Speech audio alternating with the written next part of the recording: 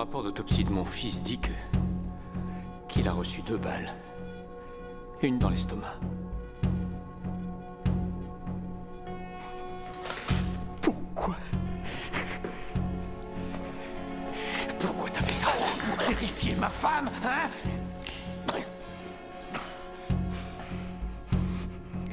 Et ensuite, 5 longues minutes plus tard, une seconde.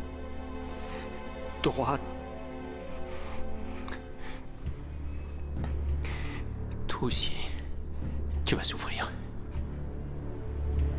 Et une fois que tu ne pourras plus supporter la souffrance, tu appelleras quelqu'un pour moi. Scofield a dit que ça ne servait à rien de te torturer parce que le général entendrait la peur dans ta voix. Mais en l'occurrence, je veux que la personne à l'autre bout du fil entende ta peur.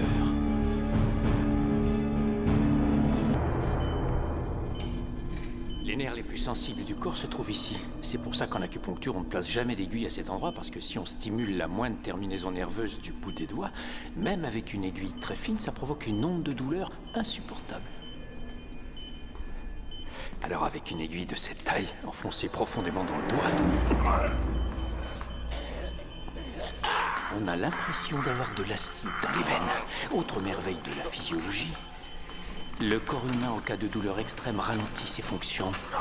L'activité cérébrale décroît, le rythme cardiaque ralentit, jusqu'à ce qu'on ne sente presque plus la douleur. Et là, c'est là que le moniteur cardiaque et la batterie interviennent. Quand ton rythme cardiaque tombera en dessous de 50, la batterie t'enverra un petit coup de jus pour empêcher ton corps de s'endormir et pour que tu profites de chaque petite secousse de souffrance. Et après, c'est là que tu me supplieras de passer ce coup de fil.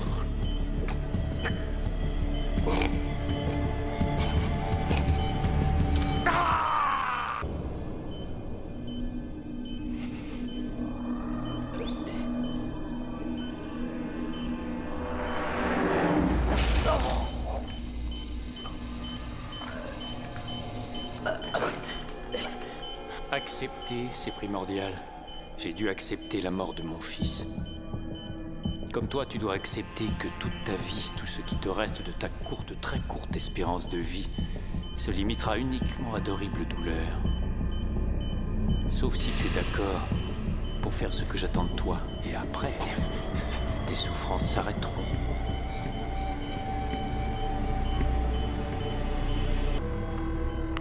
Allô?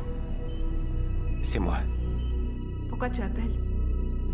Il y a quelqu'un près de moi qui veut te parler.